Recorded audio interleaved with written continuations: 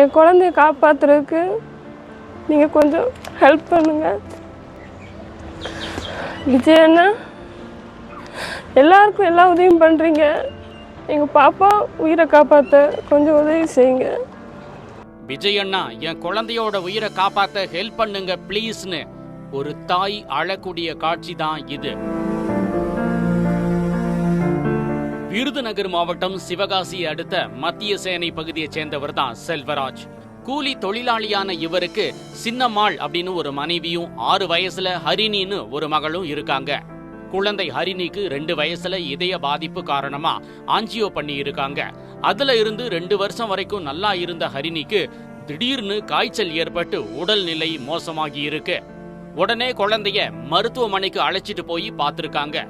குழந்தைய பரிசோதித்த மருத்துவர்கள் ஹரிணிக்கு 2 சிறுநீரகங்களும் செயல் இழந்து இருக்கிறதா சொல்லி அதிர்ச்சி கொடுத்திருக்காங்க டாக்டர்ஸ். அது மட்டும் இல்லாம குழந்தைக்கு தினமும் வீட்டுல வச்சு டயாலிசிஸ் பண்ணணும்னு சொல்லி இருக்காங்க.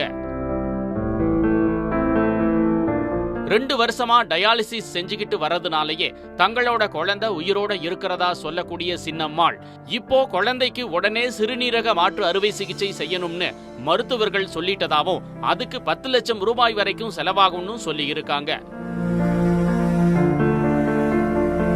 கூலி வேலை பார்க்கக்கூடிய எங்களால இவ்வளவு பணம் செலவு பண்ணி குழந்தைய காப்பாற்ற முடியாம தவிக்கிறதா சொல்லக்கூடிய செல்வராஜ் சின்னம்மாள் தம்பதி தங்களோட குழந்தைய காப்பாற்ற முதலமைச்சர் விஜய் தான் உதவணும்னு கண்ணீர் மல்க கோரிக்கை விடுத்திருக்காங்க. நாங்க எங்களால முடியலன்ட்டு கலெக்டர்கிட்ட மனு கொடுத்தோம். அவர் எந்த ஆக்ஷனும் எடுக்கல. எம்எல்ஏட்ட மனு கொடுத்துருக்கோம். அவங்களும் பார்க்குறேன்னு இருக்காங்க. ஆனால் எந்த ஆக்ஷனும் எடுக்கலை. பாப்பாவை காப்பாற்ற எங்களுக்கு வேறு எந்த வழியும் இல்லை. கடைசி மக்களான உங்களை நம்பி வந்திருக்கேன். என் குழந்தைய காப்பாற்றுறதுக்கு நீங்கள் கொஞ்சம் ஹெல்ப் பண்ணுங்கள். விஜய் அண்ணா, எல்லாருக்கும் எல்லா உதவியும் பண்ணுறீங்க. எங்கள் பாப்பா உயிரை காப்பாற்ற கொஞ்சம் உதவி செய்யுங்க.